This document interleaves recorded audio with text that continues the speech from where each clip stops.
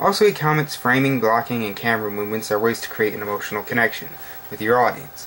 Yes, that is true, and so are lighting, sets, and props. You are right, and these are used in varying scenes, just not in all.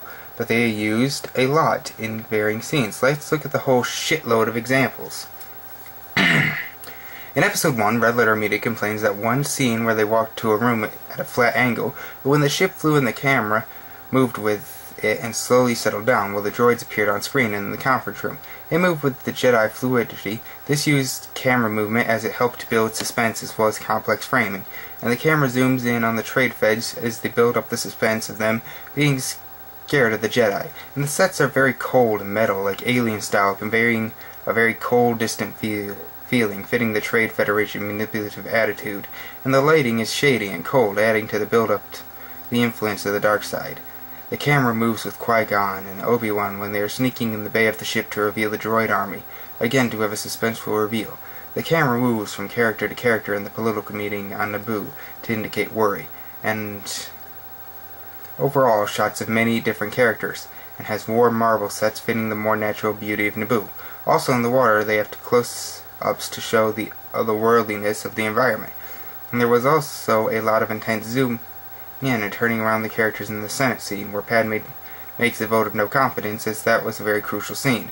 They had the camera move with Obi-Wan and Qui-Gon and show them with the sunlight falling, and then while the sun is going down, symbolizing their master-student relationship coming to an end. They used props showing Anakin guess everything right when being tested. So there you have episode 1. It had very dramatic and suspenseful direction. Also, episode 2 had a lot of direction also. People say they could have used the camera moving and close-ups to make a talk scene interesting, but they do this in many scenes. In the scene where Obi-Wan and Anakin argue over protecting the camera moves with Obi-Wan when he walks away focusing on his character and how he is irritated.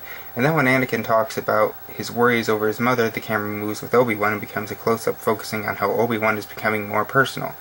And it then moves with both Anakin and Obi-Wan inside, as the windows close behind them, showing Obi-Wan is trying to give Anakin closure as he gets him back inside after he distanced himself. Also, it uses somber, darker lighting to add a very brooding feeling, and we have a panning shot to Padme's window, seeing the reflection of the droids to build up suspense, and the bugs slowly crawling onto Padme's bed. Also, they did use complex camera angles and loads of extras and sets to shoot Anakin running after the assassin, moving with the characters and being very fast. They didn't just have them talk in front of a blue screen.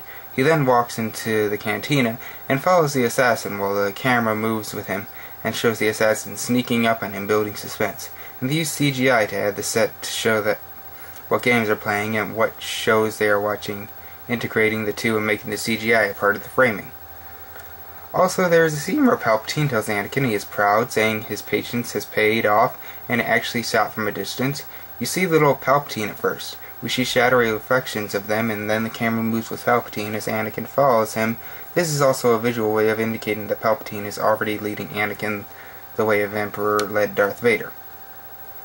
There's a scene where Obi-Wan walks into Yoda training younglings. The camera moves with Obi-Wan, and he gives a large, fast-moving shot focusing on the younglings, and it gives a feeling of the size of Yoda's training reach. And they take out a star map, and the camera moves up showing how endless the galaxy is. They move through the stars. We see the kids training with the laser ball props. Here they use props and camera movements and framing, and they make it dark, but the background of Coruscant can still be vaguely seen, adding a mystical feeling.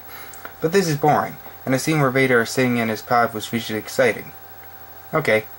Also, when Obi-Wan enters Kamino, the light is intense and the aliens are large and shot from lower angles, and have the shot quickly focusing on them, showing how overwhelmed Obi-Wan is meeting aliens who are expecting him he knows nothing of. On Naboo, the camera moves with Anakin and Padme through the environment, showing how at home they feel and they shoot them as part of the beautiful environment. Also, when Obi-Wan is shown on Kamino, not only does the camera show him from his perspective how overwhelming the environment is, but it shows kids wearing electric helmets for all sorts of trainings, and clones all sitting and mindlessly cutting non-existent food. It shows how small Obi-Wan is in the large environment, and even when he is just talking with them in the background, you can see clones being vigorously trained. These use very detailed framing, even having clone fetuses in the background. but apparently this doesn't count as the CGI that is edited in later. Yeah, so a part of the environment that is framed complexity is a part of the environment that is framed in a complex way. It doesn't matter whether it is real or not. CGI is made to look real, and sometimes elements of post-production are full parts of the film, like the cartoon stuff in Who Framed Roger Rabbit. If it adds to complex framing and interesting visuals, how does it not count? You know Citizen Kane having stuff happen in the background making the framing interesting? And yeah, that was real, but CGI is made to look real and edited in to become a part of the scene. That is the point of integrating effects in post-production. Also, the sight of a whole army of clones marching in exact formation while not immediately being used as part of an action scene was great. Anakin rides around on a dinosaur and the camera moves with him, and Padme rolling around showing how happy they are. The camera moves with Obi-Wan and turns back to reveal Jango Fett and uses the storm in the background to build up the tension, and as the cameras zoom in on the two, moves with Jango and also Boba, showing him hide Jango's suit that Obi-Wan walked by. In the scene they used framing, direction, props, and lighting to build tension in a stylish manner. Because this was supposed to be an important scene, it also uses dramatic music. Anakin also uses the Force to make appear moves, showing how he always plays around with his powers, while the camera circles around it too. But what did Plinkett say? The direction is static and boring, and there's no style to any of it? On Geonosis, Obi-Wan sneaks into the base and the camera slowly reveals the overwhelming environment, and we see the meeting with Dooku from a hidden perspective. Also, when Anakin breaks into the Sand People's camp, he has to cut his way into a tent and hide from the vicious dogs, and later he kills 2 Sand People before cutting away after the third. Again, they do have people do more than talking when it furthers the story. Also, Episode 3 used its direction very well. When Anakin goes into the Opera House, he runs and the camera moves with him. Also, they use framing and lighting well, cause Palpatine is again subtly showing to be the Emperor, telling 3 people to leave, and they are all timidly stand up, and the environment is dark, and lighting from the outburst shines on both Palpatine and Anakin. It was a very dark and brooding feeling, fitting the dark tone of this scene. They also don't use over-the-shoulder angles, both instead focusing on Anakin and Palpatine as a dark guy, again like the Emperor and Vader, and they gave dramatic facial close-ups on both, and they shoot scenes from their backs, adding a mysterious feeling, and as close-ups focus subtly on both.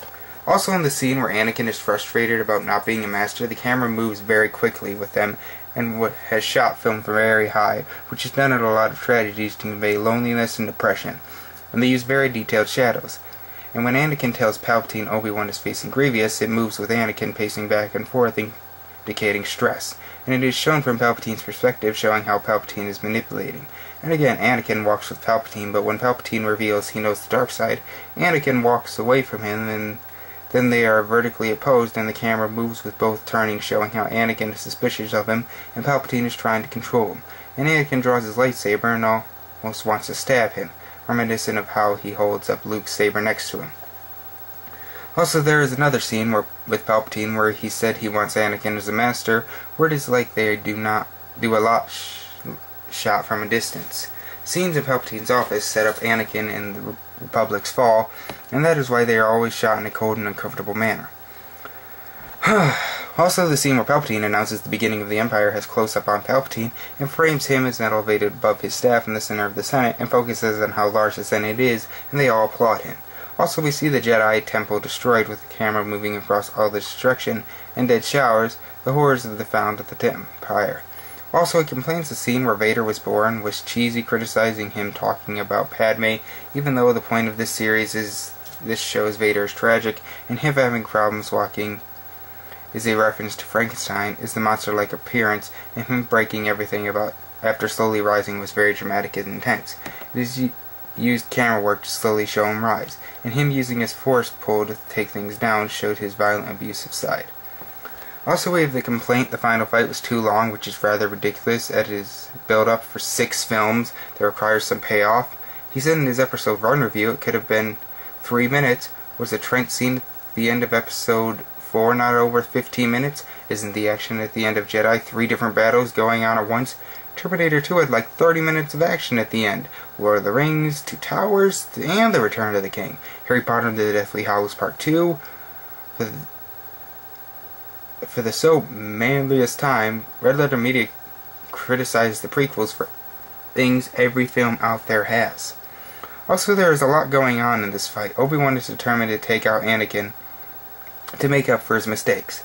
Anakin unleashes all his frustrations on his mentor, and you see how well they know each other by them constantly being exactly even in power.